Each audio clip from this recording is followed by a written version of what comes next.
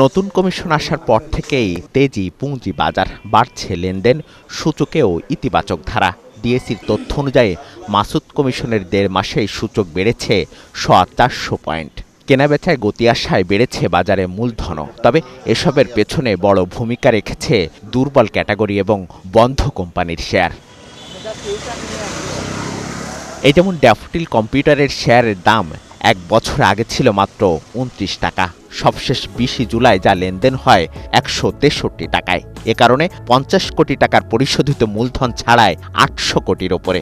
অথচ সবশেষ প্রান্তিকে শেয়ার প্রতি আয় ছিল মাত্র ৫ পয়সা।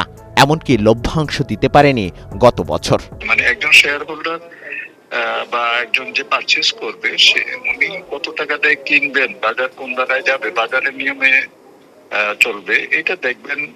এটাতে যদি কোনো অসামঞ্জস্য কিছু বিষয় থাকে সেটা দেখবেন ঢাকা স্টক এক্সচেঞ্জ কিংবা চিটাগং স্টক এক্সচেঞ্জ, মার্কেটের নিয়ন্ত্রণ সংস্থা, আমরা দেখতে পারি না। অন্যদিকে ডোমিনেজ স্টিলের অবস্থা আরও বিস্ময়কর। সর্বশেষ আর্থিক হিসেবে লোকসানে থাকা কোম্পানিটির শেয়ার দর ১ বছরের ব্যবধানে বেড়েছে প্রায় ৭ গুণ। নামমাত্র লভ্যাংশ দিয়ে যা অবস্থান করছে বি ক্যাটাগরিতে, তবুও ধারাবাহিকভাবে বেড়েছে এর শেয়ার দরও।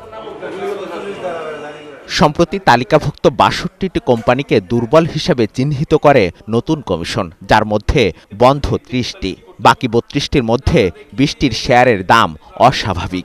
এই তালিকায় রয়েছে Dulamiya cotton, Shyampur sugar mills, Sonargaon textile, Bangladesh national insurance, recent textile সহ আরও অনেক কোম্পানি।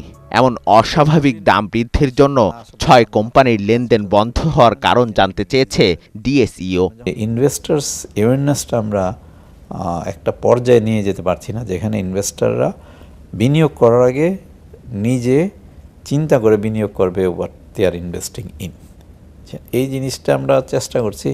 বিশেষজ্ঞরা বলছেন, অকার্যকর বা দুর্বল কোম্পানিগুলোর বিষয়ে দ্রুত সিদ্ধান্ত নিতে না পারলে দীর্ঘমেয়াদে তা নেতিবাচক হতে পারে বাজারের জন্য। এগুলোতে যদি সিদ্ধান্তহীনতার অবস্থা পড়ে থাকে এবং দেরি হয়, তাহলে এটার প্রাইস মূল্যটা মানুষকে, মানে এদেশের জনগণকে দিতে হবে। আমাদের শেয়ার বাজারে গ্যামলিং একটা বড় পার্ট।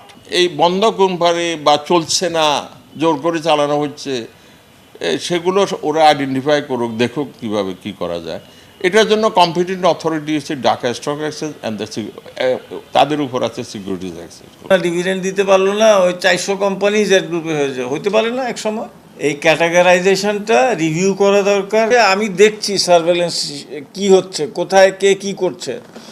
তো আমি যদি সেটার সাথে সাথে কন্ট্রোল করতে পারি যে ভাই আপনার হাউস থেকে এই কাজ হচ্ছে, একটু দেখেন, তো সাথে সাথে সেটা কন্ট্রোল হয়ে গেল। প্রয়োজন, এই জিনিসটারই প্রয়োজন। এমন অবস্থায় যাচাই বাছাই করে বিনিয়োগকারীদের সিদ্ধান্ত নেওয়ার পরামর্শ দিচ্ছেন বাজার সংশ্লিষ্টরা। মিসবাহ হাসান, ৭১, ঢাকা।